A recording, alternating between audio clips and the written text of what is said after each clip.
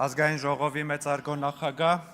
մեծարգո վարչապետ, հարգելի գործընկերներ, սիրելի ժողովուրդ, նախ ուզում եմ ներողություն խնդրել Կենտրոնական Ասիայի պետությունների բարեկամ ժողովուրդներից նախորդ ելույթում հնչած անփույթ եւ անշնորհք արտահայտության համար, ցավալի է, որ Մարդու իրավունքների հանձնաժողովի նախագահը իր առաջին ելույթը ընտրվելուց հետո այս դահլիճում նման արտահայտությունով է հանդես գալիս, նեոֆաշիզմը այս դահլիճում տեղ չունի։ Նաև ձեզ հորդորում եմ Տիկին Գալստյան շարունակել այդ քաղաքական անգրագիտությունը տարածել, ասելով, որ մենք ընտրողների 29%-ն ենք ստացել, ձայների 29%-ն ենք ստացել, եթե նույն տրամաբանությամբ շարժվեք, ձեր ֆրակցիան ուղղակի անցողիկ շեմը չէր հաղթահարի եւ ազգային ժողովի դահլիճում այսօր միայն քաղաքացիական պայմանագիր խմբակցությունը ներկա կլիներ։ Քաղաքական պատասխանատվություն թողեցին գնացին էլի։ Քաղաքական պատասխանատվության մասին են խոսում։ Ու չեն ֆիքսել, որ 2018 թվականից հետո քաղաքական պատասխանատվության ենթարկողը ժողովուրդն է ու քաղաքական պատասխանատվության ենթարկելու գլխավոր իրադարձությունը ընտրություններն են։ Եվ ժողովուրդը մեզ ենթարկել է քաղաքական պատասխանատվության, տալով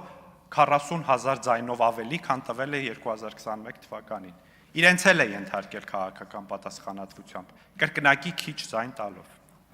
Հարգելի գործընկերներ, քննարկում ենք կառավարության 2026-2031 թվականների գործունեության ծրագիրը եւ ինչպես ժամանակակից աշխարհում յուրաքանչյուր մեծ նախագիծ մինչեւ իրականացումը իրագործելիության ուսումնասիրություն է անցնում։ Եվ պիտի արձանագրել, որ ներկայացված ծրագիրը իրագործելիության ուսումնասիրությունն անցել է։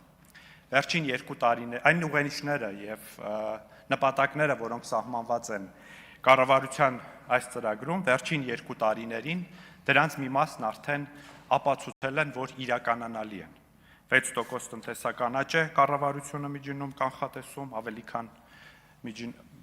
վերջին տարիներին տնտեսական աճն ավելի է եղել, քան դա։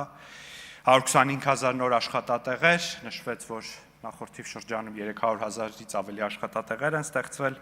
300 դպրոց, 500 մանկապարտեզ են կառուցվել եւ ակնհայտ է, որ դա իրականանալի թիրախ է։ Առողջապահության ապահովագրությունը հասանելի է լինելու բոլորի համար եւ արդեն մեր քաղաքացիների մի ճնշող հատվածը արդեն օգտվում է առողջապահության ապահովագրությունից եւ սա եւս իրականանալի թիրախ է, ենթակառուցվածքների զարգացումը եւ վերջո հավասարակշռման եւ հավասարակշռված արտաքին քաղաքականությունը եւս ապացուցել է իր արդյունավետությունը, անկյունակարում ունենալով խաղաղության գործընթացը, որը այսօր ոչ միայն նպատակ է,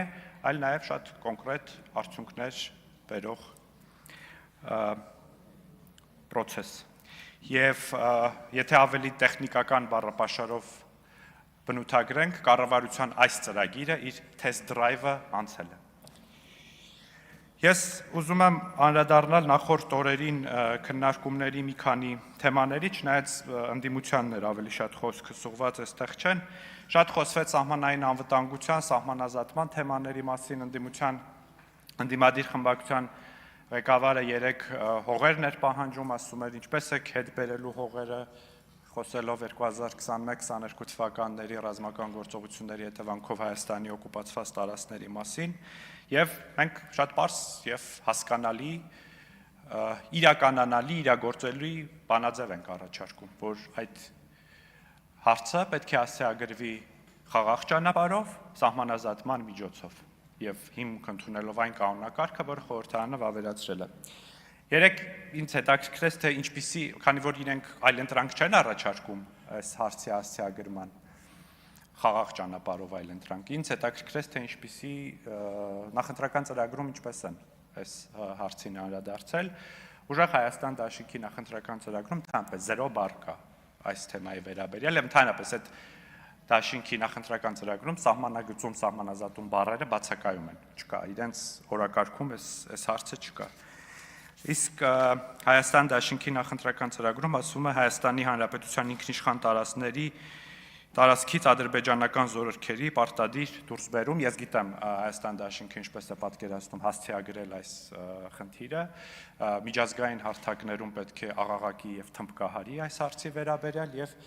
համոզի, որ մի շարք խորհրդարաններ ընդունեն բանաձևեր այդ հարցի կապակցությամբ, պատկերացումը ենթադրում եմ սա է։ Անկլավների մասին։ Խոսում են անկլավներից եւ մեկը չի ասում, բա Արցվաշենը երբ եք հետ բերելու։ Արցվաշենի մասին լռում են եւ մի անգամ մի քանի օր առաջ կարծեմ Հայաստան դաշինքից էր ասեց Արցվաշենը օգտագործում եք ձեզ համար վահան, որպեսզի ձեր փաստարկները ուժեղացնեք, ես գոհ եմ, որ չեն ասում Արցվաշենը ձեզ համար ռազմավարական խորություն է։ Եվ հետաքրքիր է, որ ընդդիմությունը չի խոսում անկլավների թեմայից, Տավուշի մարզի անկլավներից։ Եվ ես ունեմ մի վարկած, թե ինչու ընդդիմությունը չի խոսում սրանից,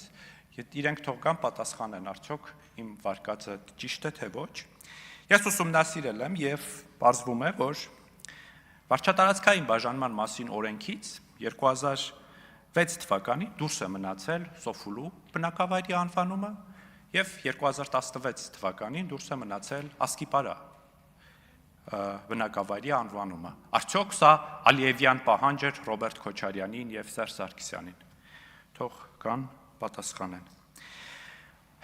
Մի երկու շաբաթ ընդդիմությունը ընկել եւ ման էր գալիս 57 քառակուսի կիլոմետր։ Փնտրում չէր գտնում, ասում են ինչպես է Գրանադայի փաստաթղթում գրված 29800 քառակուսի կիլոմետր, հետո ասում է 29743 կիլոմետր։ Սա ընդդիմության համար իր ուժգնությամբ հավակնում էր դառնալ ոսկեպարի եկեղեցու թեմայի նման մի թեմա, որ պետք է այստեղից ասեին, որ հեսա հանձնում են ոսկեպարի եկեղեցին եւ վերջում արդյունքում տեսանք ինչ եղավ։ Եվ հետո փաստորեն գտան 57 քառակուսի կիլոմետրը, թե որտեղ են կորցրել, երբ իմ գործընկերները բերեցին ու ներկայացրին փաստաթղթեր Ռոբերտ Քոչարյանի եւ Սերժ Սարգսյանի ստորագրությամբ կառավարության որոշումներ, որտեղ Հայաստանի Հանրապետության ինքնիշխան տարածքը նշվում է որպես 29743 քառակուսի կիլոմետր։ Պարոն վարչապետ, նաև ուզում եմ անդրադառնալ երեկվա ձեր առաջարկի ֆեյքերի վերաբերյալ օրենք ընդունելու մասին, շատ լավ գաղափար է, նաև այդտեղ, քանի որ կառավարությունը քննարկում է տարիքային սահմանափակման հարցը հաշվի առնելով, որ անչափահասների սահմանափակել անչափահասների սոցիալական ցանցերից օգտվելու հնարավորությունը, դա իսկապես կարող է օգտակար լինի, բայց վախենամ, որ այդ օրենքի արդյունավետությունը մյուս կողմից այնքան էլ բարձր չլինի, որովհետև հատկապես նախընտրական շրջանում հետազոտողները, հետաքննական նյութեր հրապարակվեցին, նաև միջազգային հետաքննական նյութեր, որտեղ պարզ դարձավ, որ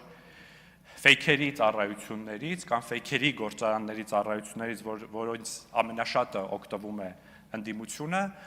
դրանք վարում են Հայաստանի Հանրապետության տարածքից դուրս։ Ուստի գուցե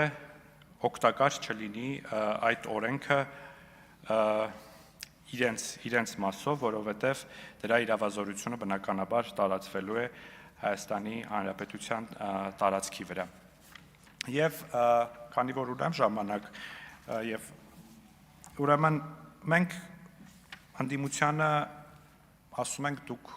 նախընտրական շրջանում համաձայն իրավապահ մարմինների տարածած հաղորդագրությունների ընտրակաշարք եք բաժանել։ Ասում եք, որ դուք օտաշահեր եք սպասարկում, ասում ենք, որ Հայաստանի նկատմամբ տնտեսական սահմանափակումները նաև ձեր հորդորների արդյունքում է լինում։ Ոչ մի այս մտքերից որևէ բանին ձեն չեն հանում, լուր լսում են։ Հենց ասում ես Կտրիչ Ներսիսյան, ընդդիմությունը ալիքվում է, ջղայնանում է եւ թողնում հեռանում է, եւ այստեղ բնական հարց է առաջանում, արդյոք Կտրիչ Ներսիսյանն է ընդդիմության իրական առաջնորդը, կամ արդյոք այս բոլոր հանգամանքների հավաքական կերպարը կամ դրանց միավորման կետը Կտրիչ Ներսիսյանն է։ Սա եւս հարց է, որը եթե կան, թող պատասխանեն։ Շնորհակալ եմ։